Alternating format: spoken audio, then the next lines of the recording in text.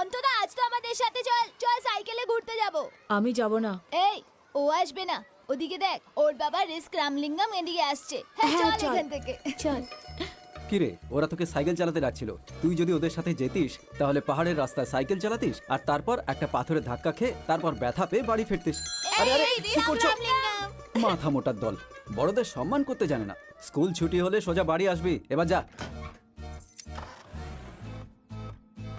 ইনি হলেন আমার বাবা রামলিঙ্গম। বাবা সব সময় ভয় ভয়ে থাকে যে সব সময় কিছু না কিছু খারাপ হতে চলেছে। বাবা সব কিছুতে রিস্ক দেখতে পায়, সব সময় সতর্ক থাকার অভ্যেস হচ্ছে ওনার। এই কারণেই লোকেরা এখন বাবাকে রিস্ক রামলিঙ্গম বলে ডাকতে শুরু করেছে।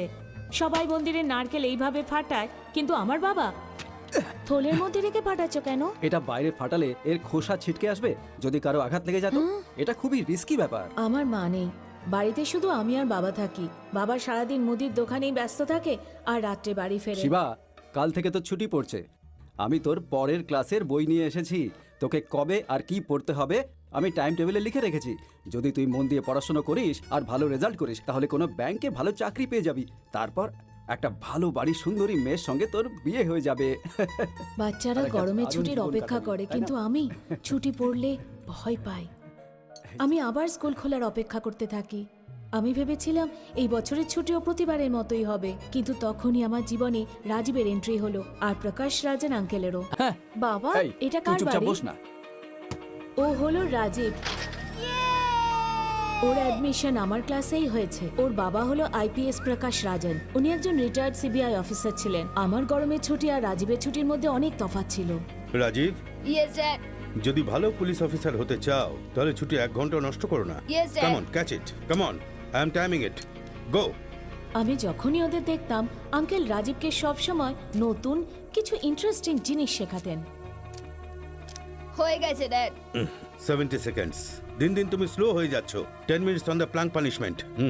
গো। আঙ্কেল রাজীবকে যা Faster, কিছু রাজীব। শেখাতেন তার প্রসেসটা ছিল একদম অন্যরকম। ফাস্টার।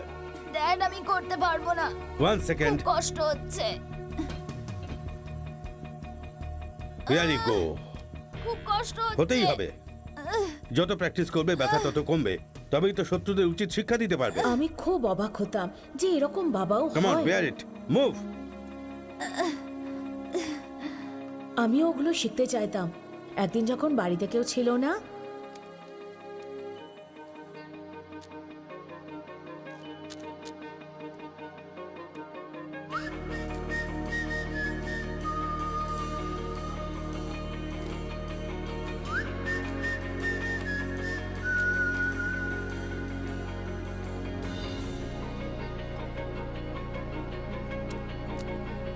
এই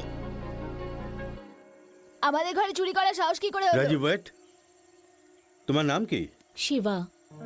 তুমি পাশেই থাকো তো? হ্যাঁ আঙ্কেল। আমি জানতাম রুবিক কিউব মিসিং আছে। এটাও জানতাম যে ওটা তুমি চুরি না করেছো। Uncle, I am sorry. আপনি রোজ ওকে নতুন কিছু শেখান, আমার খুব ভালো লাগে। আমি রোজ এসে দেখি, শেখার জন্যই কিউবটা নিয়েছিলাম। গুড। এটা তোমার কাছে না রাখো। না আঙ্কেল, আমি এটা সলভ করে ফেলেছি, শুধু আমার বাবাকে বলবেন না। তুমি শিখে ফেলেছো?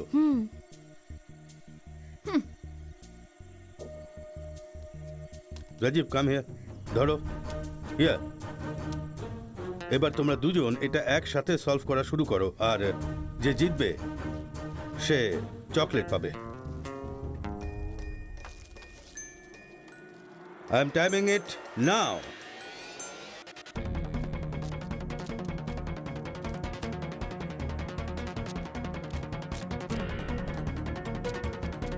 আমার হয়ে গেছে ড্যাড। 53 সেকেন্ডস। ইয়েস, প্রথমে আমি 62 সেকেন্ডে করেছিলাম, এখন আমি 9 সেকেন্ড তাড়াতাড়ি আই এম করেছি। সরি রাজীব, শিবা তোমার আগেই সলভ করে ফেলেছিল। 45 সেকেন্ডস। গুড, চকলেটটা তোমার।